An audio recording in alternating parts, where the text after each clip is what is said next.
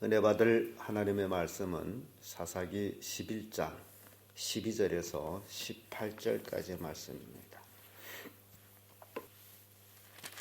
사사기 11장 11절에서 28절까지 제가 먼저 읽습니다. 교독합니다. 입다가 암몬 자손의 왕에게 사자를 보내어 이르되 내가 나와 무슨 상관이 있기에 내 땅을 치러 내게 왔느냐. 암몬 자손이 왕이 입다의 사자에게 대답하되 이스라엘이 애굽에서 올라올 때 아르논에서부터 압복과 요단까지 내 땅을 취하였거니 이제 그것을 화평에 다시 돌리라. 입다가 암몬 자손이 왕에게 다시 사자를 보내어 입다가 말하노라 이스라엘 모압과 암몬 자손의 땅을 취하지 아니하였느냐. 이스라엘이 애굽에서 올라올 때에 광야로 행하여 홍해에 이르고 가데스에 이르러서는 이스라엘 사자를 에돔 왕에게 보내어 이르기를 청컨대 나라를 용납하여 내 땅 가운데로 지나게 하라 했으나 에돔 왕이 이를 듣지 아니하였고 또 그같이 사람을 모압 왕에게 보내었으나 그도 그렇지 아니하므로 이스라엘이 가데스에 요하였더니 그 후에 광야를 지나 에돔 땅과 모함 땅을 둘러 행하여 모함 땅 동편에서부터 와서 아르논 저편에 진쳤고 아르논은 모압 경계이므로 그 경내에 들어가지 아니하였으며 이스라엘이 헤브론 왕 아므론 왕 시온에게 사자를 보내어 그에게 이르되 청컨대 우리를 용납하여 당신의 땅으로 지나 그곳이 지배하리라. 시온이 이스라엘 믿지 아니하여 그 지경으로 지나지 못하게 할 뿐만 아니라 그 모든 백성을 모아 야스에 진치고 이스라엘 침으로 이스라엘 하나님 여호와께서 시온과 그 모든 백성을 이스라엘 성에 붙이시되 이스라엘에서 누차 꾸민 아모리 사람이 온 땅을 취하되 아르노스부터 약복까지와 광야에서부터 요단까지 아무리 사람이 온 지경을 취하였느니라. 이스라엘 하나님 여호와께서 이같이 아무리 사람을 자기 백성 이스라엘 앞에서 솟아내신 분을 네가 그 땅을 먹고자 하는 것이 그러하니라. 내 신 그모스가 내게 주어 얻게 한 땅을 내가 얻지 않겠느냐. 우리 하나님 여호와께서 우리 앞에서 어떤 사람이든지 쫓아내시면 그 땅을 우리가 얻으리라. 이제 내가 모압 십벌의 아들 발람보다 나은 것이 있느냐. 그가 이스라엘과 다투니 일이 있느냐. 싸운 일이 있었느냐.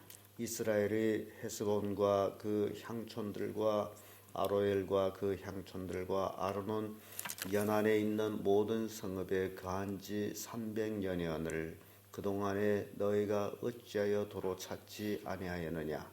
내가 네게 죄를 짓지 아니하였거늘 내가 나를 쳐서 내게 악을 하고자 하는도다. 그때 생산하시는 여호와로 오늘날 이스라엘 자손과 암몬 자손의 사이에 한결 맛이 없어서 하나. 다 같이 암몬 자손 왕이 입다에게 보내어 말한 것을 듣지 아니하였더라. 아멘. 네, 이 말씀으로 영토 분쟁에 임한 입다 이런 제목으로 말씀을 나누겠습니다. 이 영토 분쟁은 예나 지금이나 계속해서 있는 것 같습니다. 지금 한국하고 일본은 독도 문제 가지고 이제 일본에서는 그것을 자기네 땅이라고 분쟁을 일으키고 있고, 아무튼 이러한 분쟁은 역사 속에서 계속 있었던 것 같아요. 근데 그런 분쟁을 어떻게 해결하느냐라는 것이 그때 당시에 지도자들이 어떤 지도력이라고 생각을 합니다.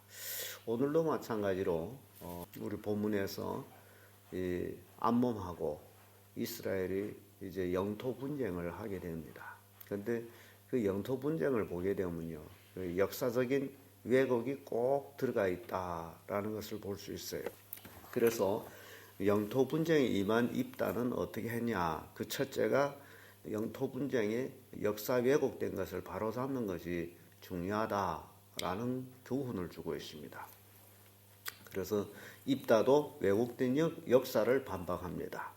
12절에서 22절까지의 말씀인데 13절의 말씀 와보면 암몬 자손의 왕이 입다의 사자에게 대답하되 이스라엘이 애굽에서 올라올 때 아르논에서부터 약복과 요단까지 내 땅을 취한 영건이 이제 그것을 화평히 다시 돌리라. 이스라엘 백성이 출애굽해가지고 나올 때에 자기네 땅을 이제 취했으므로 이제는 화평히 돌려라. 그 얘긴즉 그때는 우리가 힘이 없어서 너희들한테 뺏겼는데 이제는 우리가 힘도 있고 그런가나 돌려달라. 그런 얘기예요. 근데 역사적으로는 이 땅이 근본 암몬 땅이 아니라는 사실. 근데 암몬 왕이 생떼를 쓰고 있어요. 또 15절에도 그에게 이르되 입다가 말하노라 이스라엘이 모압 땅과 암몬 자손의 땅을 취하지 아니하였느니라. 이게 입다의 반박. 우리는 너희 땅을 취한 적이 없다. 그리고 22절에 와가지고 이런 말씀이 있어요. 아르논에서부터 약복까지와 광야에서부터 요단까지 아모레 사람이 온 지경을 취하였느니라. 그러면 이 모압 왕이 얘기하는 그 땅은 이 아르논에서부터 약복까지 광야에서부터 요단까지 이것은 아모리 사람들이 땅이었어요. 그래서 근본 너희들이 땅이 아니다. 우리는 너희들이 땅을 경과하지 않고 돌려왔고 그리고 이들 땅들을 왕들이 우리를 대적함으로 우리가 그들과 싸워가지고 취한 것이다. 민수기 21장 24절 보면 이스라엘이 칼날로 그들을 쳐서 파하고 그 땅을 아르논에서부터 약복까지 점령하여 암몬 자손까지 미치니 암몬 자손의 경계는 견고하더라. 이런 말씀은 암몬 자손의 경계까지 이스라엘이 쳤지만은 암몬 자손은 이스라엘 치지 않았어요. 그게 역사입니다. 그리고 신명기 2장 19절에 보면 암몬 족속에게 가까이 이르거든 그들을 괴롭게 말라. 그들과 다투지 말라. 암몬 족속의 땅에 내가 내게 기업으로 주지 아니하리니 이는 내가 그것을 롯 자손에게 기업으로 주었음이라. 그러니까 이 암몬 자손은 롯의 자손들이에요. 그래서 하나님께서 롯 자손에게 준 암몬 땅의 지경을 이스라엘 자손들에게 한 발짝도 거기를 들어가지 말라. 성경이 그렇게 말해요. 그러니까 이스라엘 백성들은 암몬 자손의 땅을 한치도 점령하지 않았어요. 근데 지금 암몬의 왕이 지금 와서 이스라엘 백성이 애굽 출애굽할 때 우리 땅을 가진 걸 내놓으라. 이거는 역사를 왜곡한, 역사가 많이 흘른 뒤에 이렇게 하게 되면 후손들이 그런가 이렇게 착각해가지고 자기한테 돌려줄 줄로 생각한 것 같아요. 그래서 이 역사의식이라는 것이 굉장히 중요한 것 같습니다.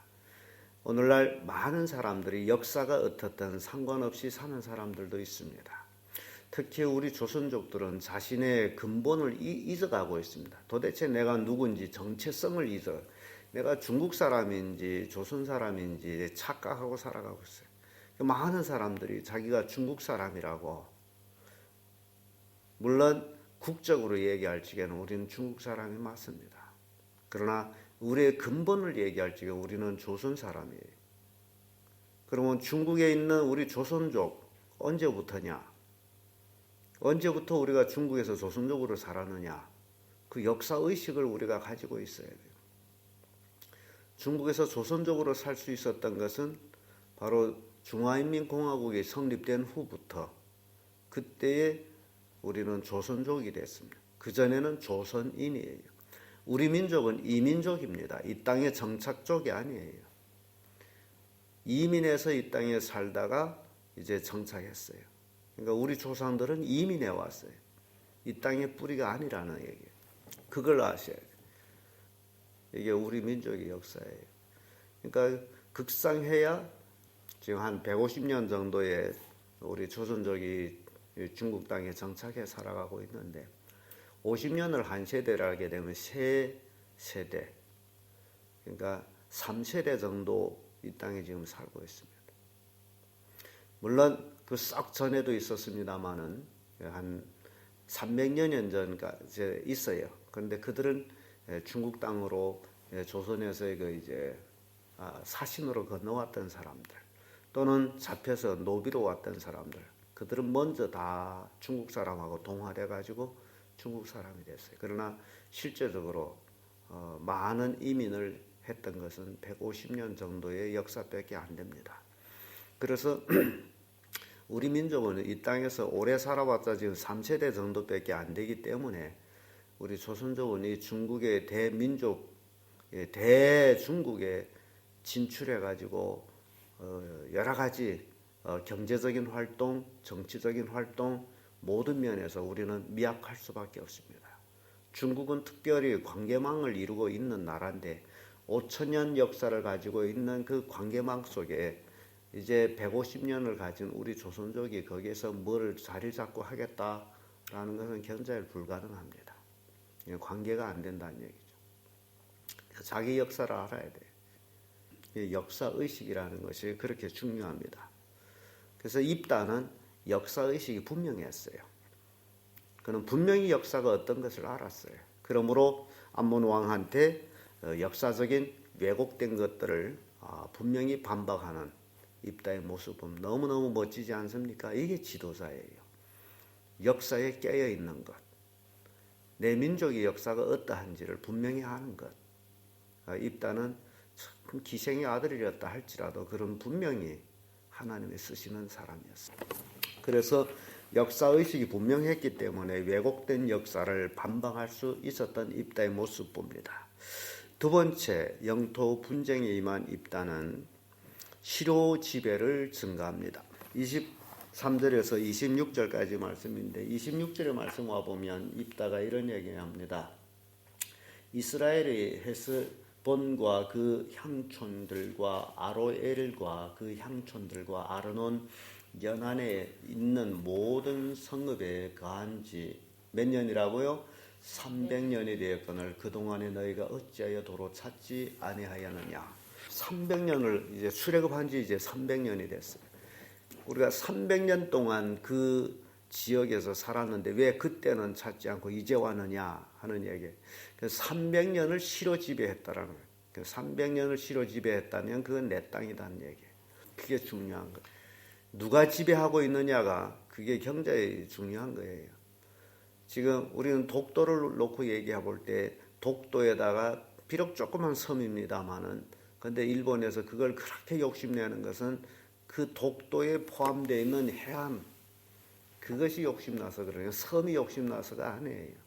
그것으로 인해서 그 주변에 있는 해안이 누구 것이 되느냐라는 것 때문에.